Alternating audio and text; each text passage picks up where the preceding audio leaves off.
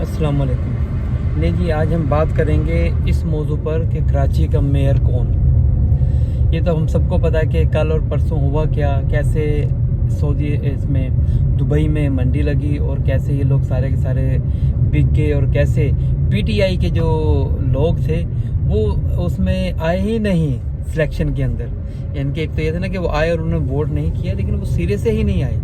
तो देखें अब ये जो हो रहा है ये बहुत गलत हो रहा है हमारे मुल्क की सियासत के साथ। ये लोग हमारे मुल्क में खिलवाड़ कर रहे हैं। हमारे मुल्क को उन्होंने एक मंडी समझ लिया है कि जो जिसका जैसे दिल करे वो कर सकता है। उसको बिल्कुल भी ज़रूरत नहीं है कि मुल्क के साथ क्या होगा, उसको सोच ही नहीं है इनके किसी को भी।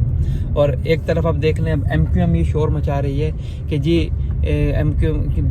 विदाउट MQM कोई इलेक्शन नहीं है, कुछ भी नहीं है। जबकि मैंने पीपल्स पार्टी के एक MNA और सिटिंग पर्सन ने कहा है कि जी आपको किसने रोका था कि आप इस इलेक्शन का बाइकआउट करें। आप तो इलेक्शन में हिस्सा ले सकते थे, पूरी तरह पार्टिसिपेशन कर सकते थे। यहाँ तक मैं उस PTI के आदमी के साथ बिल्कुल मुत्तफिक हूँ कि वो सही कह रहा है कि किसने इन लोगों को रोका था कि आप इसमें पार्टिसिपेट ना करें। ये इनकी गलती है, एक चीज़। दूसरी, MQM का जो किरदार है हमारी सियासत में हम अच्छी तरह देख चुके हैं कि वो एक पपेट के तौर पर काम करते हैं। यानी कि अपना उनका कुछ भी नहीं है, कोई स्टेक नहीं है। वो कहते हैं आपने हमें हायर कर लिया है, हम MNA MPS बन गए हैं और हमें मालूम है कि वो MNA MPS कैसे बनते। पहले तो चले जब कुछ और सिलसिला, जब वो जो साहब लंदन में बैठे हैं उनके, वो कोई ऑर्डर करते थे और किसी भी तरह से लोग उनको वोट दे देते थे और वो लोग जीत जाते थे। लेकिन अब ऐसी सूरत हाल नहीं है, अब चेंज हो गया है। अब उनके उतने MNA MPS नहीं बनते क्योंकि लोगों को पता चल गया है कि ये लोग हमारे साथ कर क्या रहे हैं। हमसे ये सीटें जीत कर यहाँ पर और ये गवर्नमेंट में ब्रेक डाउन में हिस्सा डालते हैं। कई मरतबा ऐसे हुआ कि इन्हीं की सीटों की वजह से हमारी सीटें गवर्नमेंट चली गई हैं। तो अब क्या है, अब तो कोई फ़ायदा ही नहीं है कि ये शोर मचा रहे हैं कि जी हमने तो उसमें हिस्सा ही नहीं लिया तो हम इसको मानते नहीं। आपके मानने से कुछ नहीं होगा।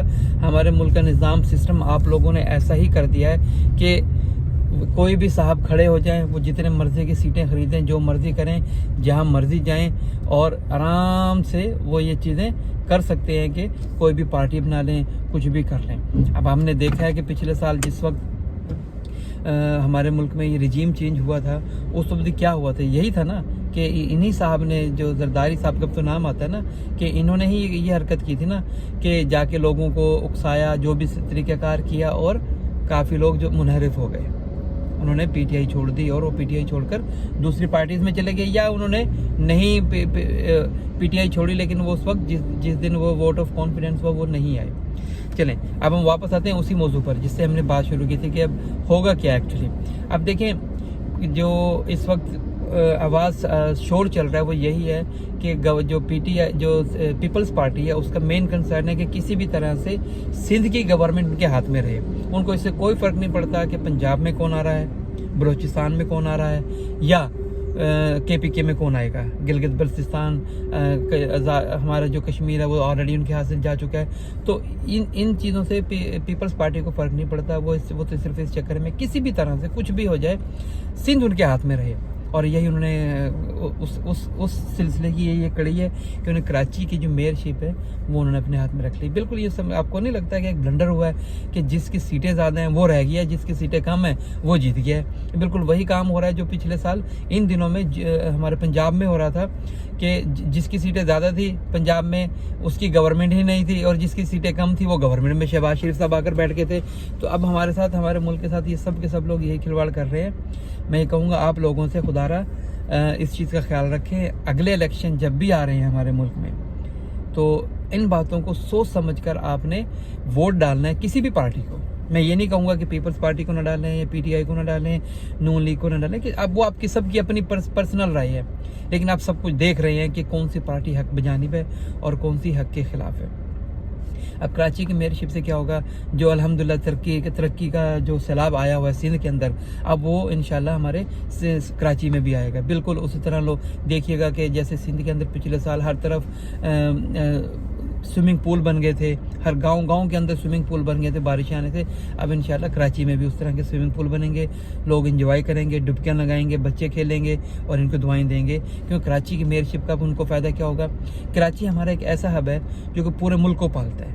اب پورے ملک کو پالنے والے شہر کے ساتھ اب ہمیں پتہ کہ ہوگا کیا، کہ اتنا زیادہ ٹیکس دیتا ہے، ہمارا فائنینشیل ہب ہے کراچی، اتنا زیادہ پیسہ جنریٹ کرتا ہے، ریونیو جنریٹ کرتا ہے ہماری اکانومی کو، وہ ایک یوں سمجھ لے بیک بون ہے کراچی.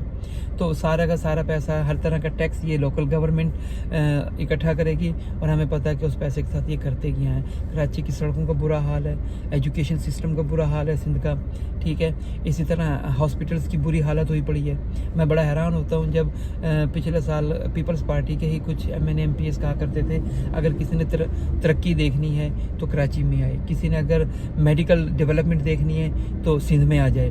تو میں بڑا حیران ہوتا ہوں ان چیزوں پہ. خدا را کم از کم اب آج آپ ہماری اس عوام کو بیوقوف نہ سمجھیں. عوام آج وہ نہیں رہی.